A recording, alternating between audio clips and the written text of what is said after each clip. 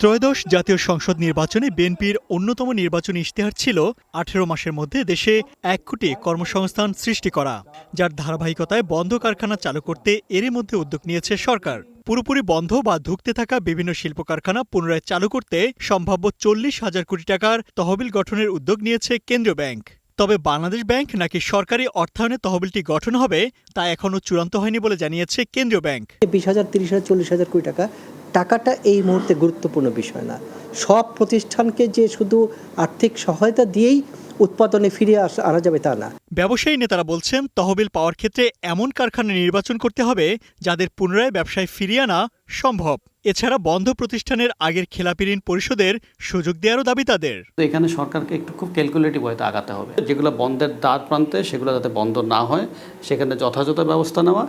বন্ধ ফ্যাক্টরিগুলো চালু করতে যেয়ে দেখতে হবে কোনটা ফিজিবল, সক্ষমতা আছে কিনা। যেই ফ্যাক্টরিগুলো বন্ধ ফ্যাক্টরি কিন্তু ব্যাংকে লোন আছে, মামলা আছে, এটা চালানোর অবস্থা নাই বা ঘুরে দাঁড়াতে পারবে না, সেই ফ্যাক্টরিগুলোকে একটা সহজ শর্তে এক্সিট দেওয়া প্রস্তাবনা দিয়েছি।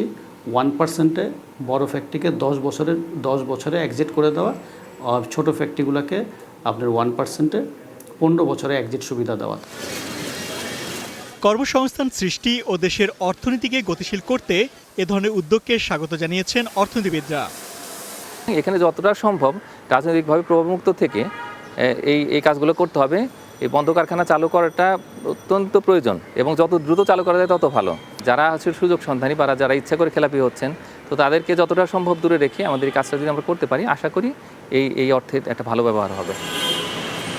ঋণ জালিয়াতি বা অর্থ পাচারের সাথে জড়িতরা যেন এই সুবিধা না পায় সে ব্যাপারে সরকারকে সতর্ক থাকার পরামর্শ দিয়েছেন অর্থনীতিবিদরা।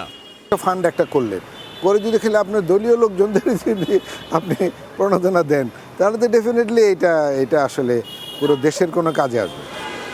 তহবিল গঠন এবং অর্থ বন্টনের ক্ষেত্রে সঠিক নীতিমালা নিশ্চিতের তাগিদ দিয়েছেন বিশেষজ্ঞরা।